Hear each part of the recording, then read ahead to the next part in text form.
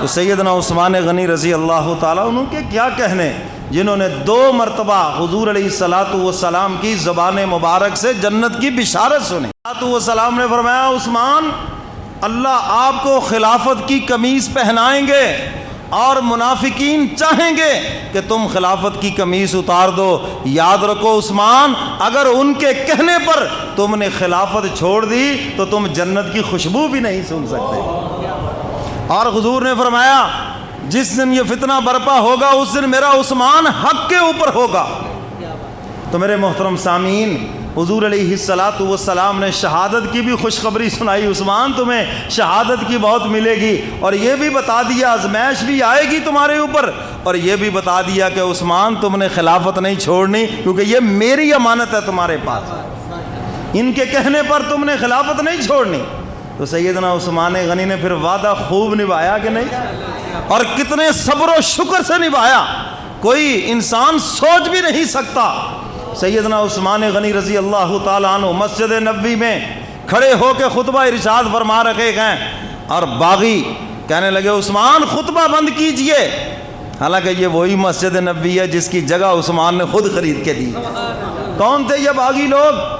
اصل بات یہ ہے کہ عثمان غنی کے دور خلافت میں فتوحات بڑی ہوئیں، بہت سے لوگ علاقے اسلام میں داخل ہوئے، جو نئے نئے اسلام میں داخل ہوئے تھے ابھی تک اسلام دل میں نہیں اترا تھا، شان و شوکت دیکھ کے مسلمان ہو گئے، کوئی ڈر سے مسلمان ہو گئے۔ اب چونکہ تھوڑا سا وقت گزرنا تھا تو رنگ چڑھنا تھا، تو میرے محترم سامعین اب وہ اندر سے کڑ رہے تھے کوئی موقع ایسا آ جائے کہ عثمان غنی سے انتقام لے، کیونکہ ہماری سلطنتیں ختم ہوئیں اور وہاں پر اسلام کا پرچم لہرایا۔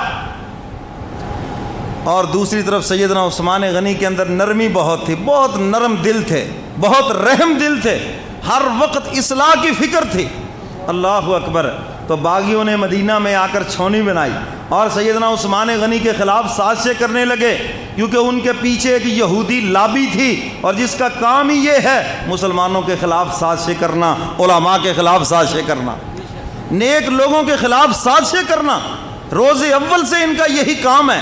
کیونکہ اللہ کے محبوب نے ہمیں بتا دیا لا تتخذوا اليہود والنصارى اولیاء، یہود و نصارہ کو کبھی اپنا دوست نہ بنانا، اور یہ کبھی تمہارے دوست بنیں گے بھی نہیں۔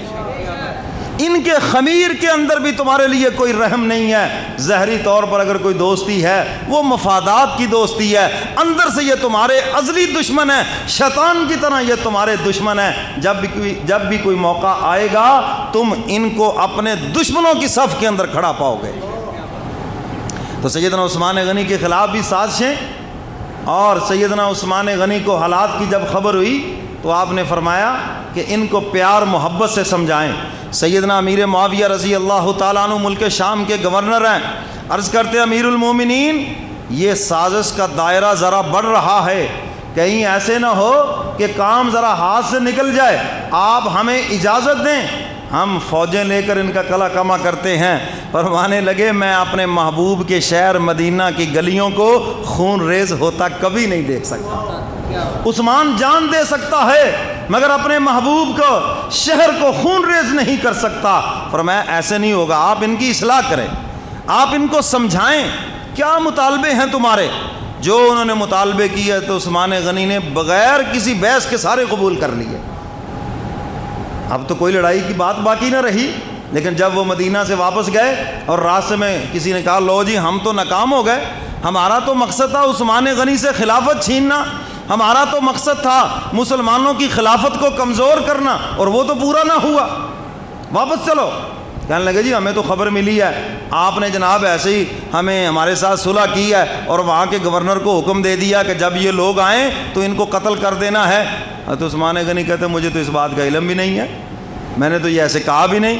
مدینہ میں چھاؤنی بنا لی، بات جی ہمارا ایک ہی مطالبہ ہے کہ عثمان خلافت چھوڑے۔ میں یہ نہیں ہو سکتا، جو چیز اللہ کے محبوب نے مجھے جس کی وصیت فرمائی ہے میں اس سے کبھی بھی پیچھے نہیں ہٹ سکتا۔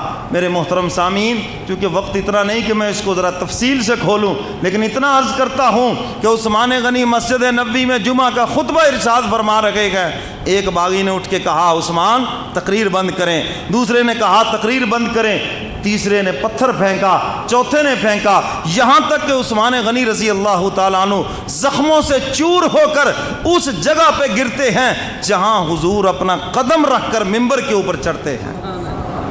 عثمان غنی زخموں سے چور ہو کر گر پڑے، اور باغیوں نے مسجد نبوی کا محاصرہ کر لیا کہ ہم عثمان کو نماز نہیں پڑھانے دیں گے، ہم عثمان کو خطبہ نہیں دینے دیں گے۔ بڑے صحابہ بیچ میں آئے، سمجھایا دیکھو بھائی اس سے فساد برپا ہوگا۔ وہ کہنے لگے کچھ ہو جائے ہم اس سے پیچھے نہیں ہٹیں گے۔ سیدنا عثمان غنی رضی اللہ تعالیٰ عنہ قصر خلافت میں تشریف لائے اور ساتھیوں سے فرمایا اتنا بتاؤ کہ میری وجہ سے مسجد نبوی میں کہیں خون ریزی تو نہیں ہوئی؟ امیر المومنین ایسا تو نہیں۔ فرمایا مجھے پتہ ہے میری شہادت کے بعد جو تلوار مسلمانوں کے درمیان اٹھے گی ہو سکتا ہے یہ قیامت تک واپس پھر نیام کے اندر نہ آئے، مگر میں اس کا مصداق نہیں بننا چاہتا۔ تو سیدنا عثمان غنی رضی اللہ تعالیٰ عنہ گھر میں قید ہیں۔ سیدنا علی مرتضیٰ تشریف لائے اور آ کے عرض کرتے امیر المومنین اب تو دو ہی راستے ہیں، یا تو مدینہ چھوڑ کر آپ مکہ تشریف لے جائیں۔ فرمایا کہ میں مدینہ چھوڑ کر اگر مکہ جاؤں گا تو آپ کیا سمجھتے ہیں زندگی کی ضمانت ہے؟ علی پھر بھی تو موت نے آنا ہے، اور مجھے پتہ ہے یہ لوگ اللہ کے گھر کا بھی احترام نہیں کریں گے، کیونکہ جو شر پسند ہوتے ہیں انہیں کیا مسجد کا احترام، انہیں کیا قرآن کا احترام، انہیں کیا کسی انسان کا احترام، ان کے ذہن میں تو شر ہے اور انہیں شر ہی برپا کرنا ہے۔ تو فرمایا کہ یہ تجویز تو میں نہیں مانتا۔ کہنے لگے پھر دوسری تجویز یہ ہے کہ آپ ملک شام تشریف لے جائیں اور وہاں پر سیدنا امیر معاویہ رضی اللہ تعالیٰ عنہ وہ آپ کا دفاع کریں گے، یا پھر فوجوں کو حکم دیں۔ فرمایا علی میں ان میں سے کچھ بھی نہیں کروں گا، میں صبر کروں گا، کیونکہ جس وقت کی مجھے بشارت سنائی گئی ہے اگر وہ وقت قریب آ گیا ہے تو عثمان صبر شکر سے اس کے لیے تیار ہے۔ یہ ہے وہ میرے کملی والے پیغمبر سے وفاداری۔ اور میرے محترم سامعین، سیدنا عثمان غنی کا 40 دن تک پانی بند رہا، سارا مدینہ پانی پی رہا ہے، عثمان کا 40 دن سے پانی بند ہے۔ اور عثمان وہ ہے جس نے کنواں خرید کر خود وقف کیا ہے، اپنے ہی کنویں کا پانی بند، اور جگہ خرید کر مسجد نبوی کے لیے دی، اپنا ہی داخلہ اس کے اندر بند ہے۔ ایک دن سیدہ نائلہ اپنی اہلیہ سے فرمایا آج ذرا مجھے عمدہ لباس دیں، میں مکان کی چھت پہ کھڑا ہو کر ان باغیوں سے خود بات کرنا چاہتا ہوں۔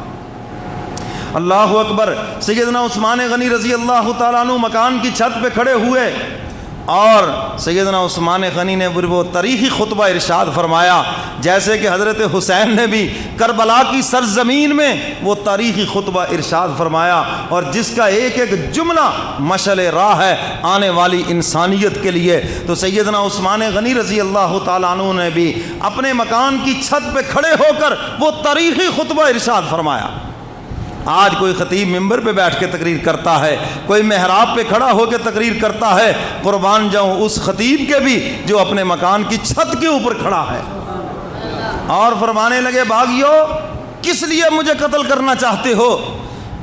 کسی انسان کو قتل 3 وجہ سے کیا جاتا ہے، اگر تو وہ اپنے دین سے پھر گیا ہو اس کے لیے حکم ہے کہ اس کو قتل کر دیا جائے، جو مرتد ہو جائے تو میں تو آج بھی اللہ پر اس کے رسول پہ ایمان رکھتا ہوں۔ دوسرے نمبر پر فرمایا کہ جس نے زنا کیا ہو شادی شدہ ہونے کے باوجود اس کی سزا اسلام کے اندر قتل ہے۔ الحمدللہ اسلام قبول کرنے کے بعد یہ تو الگ بات ہے، میں نے تو اسلام قبول کرنے سے پہلے بھی کبھی زنا نہیں کیا۔ آخر جس کو پیغمبر اپنی 2 بیٹیاں دے رہا ہے وہ کتنا پاکیزہ انسان ہے، کتنا منزہ انسان ہے۔ تم کہتے ہو ہمارا داماد بہت اچھا ہے، ہمارا داماد بڑا پاکیزہ ہے، اور جو نبی کا داماد ہے، اللہ اکبر۔ بہت سے مورخوں نے، میں تاریخ کو کیا کروں، تاریخ کے چیتھڑوں کو اٹھا کے ردی کی ٹوکری پہ پھینکتا ہوں، وہ کہتے جی عثمان غنی کے اوپر یہ الزام تھا، عثمان غنی کے اوپر یہ الزام تھا۔ الزام لگانے والے کا اپنا منہ ہے، جو مرضی بکواس کر دے۔ تم یہ کیوں نہیں دیکھتے وہ داماد رسول ہے، اور جو پیغمبر کا داماد ہے وہ کبھی خائن نہیں ہو سکتا، جو پیغمبر کا داماد ہے وہ کبھی زانی نہیں ہو سکتا، جو پیغمبر کا داماد ہے وہ کبھی سرکاری خزانے کو غلط استعمال نہیں کرتا۔ دنیا جھوٹ بولتی ہے، اللہ کے پیغمبر کا داماد سب سے اعلیٰ اور عرفہ ہے۔ تم اس بات کو کیوں نہیں سامنے رکھتے؟ نبی کا داماد علی مرتضیٰ وہ بھی اعلیٰ اور عرفہ ہے، اور جو ان کے مخالف ہیں وہ بھی دائمی جہنمی ہیں، جو عثمان کے مخالف ہیں وہ بھی دائمی جہنمی ہیں۔ ہم تو حضور کے داماد کو اعلیٰ سمجھتے ہیں، اور جو حضور کے داماد کے مخالف ہیں ہمارا وہ کچھ بھی نہیں لگتے۔ کیوں جی، بات سمجھ آئی کہ نہیں آئی؟ تو سیدنا عثمان غنی فرماتے میں نے تو اسلام قبول کرنے سے پہلے بھی کبھی زنا نہیں کیا، اور اس کے بعد فرمایا تیسری وجہ سے اگر کسی کو قتل کیا جائے تو اگر اس نے کسی کو قتل کیا ہے تو قصاص کے اندر اس کے بدلے قتل کیا جاتا ہے، تو فرمایا میں نے تو قتل کیا کرنا، آج تک کسی کو تھپڑ بھی نہیں مارا، تو کس لیے میرے قتل کے در پہ ہو؟ کہنے لگے عثمان غنی ہم سب باتیں سمجھتے ہیں، بس ہمارا ایک ہی مطالبہ ہے کہ آپ خلافت چھوڑ دیں۔ میں کیوں چھوڑ دوں؟ تمہیں پتہ نہیں کہ حضور کی مجھے نصیحت ہے کہ عثمان منافقین تم سے خلافت چھڑوانا چاہیں گے، اور میرا حکم یہ ہے کہ تم نے خلافت نہیں چھوڑنی۔ اب حضور کا حکم میرے سر آنکھوں کے اوپر۔ تو میرے محترم سامعین، سیدنا عثمان غنی پھر اس کے بعد فرماتے ہیں تم نے میرے اوپر کنویں کا پانی بند کیا، تمہیں پتہ ہے یہ کنواں کس کی ملکیت ہے؟ کہتے عثمان ہم جانتے ہیں اس کا نام بیر عثمان ہے، تمہاری طرف منسوب ہے، تمہاری ملکیت اور تم نے وقف کر رکھا ہے، مگر ہم نہیں پانی پینے دیں گے۔ فرمایا تمہیں پتہ نہیں حضور نے اپنے ہاتھ کو میرا ہاتھ قرار دیا؟ کہنے لگے ہاں ہمیں پتہ ہے۔ میں تمہیں پتہ نہیں حضور کی 2 بیٹیاں یک کے بعد دیگرے میرے نکاح کے اندر؟ تمہیں پتہ نہیں حضور نے 2 مرتبہ مجھے جنت کی بشارت سنائی ہے؟ تو میرے محترم سامعین، یہ وہ تاریخی خطبہ سیدنا عثمان غنی نے ارشاد فرمایا، اور پھر اپنے مکان کی چھت سے نیچے تشریف لائے، اور جمعہ کا دن ہے،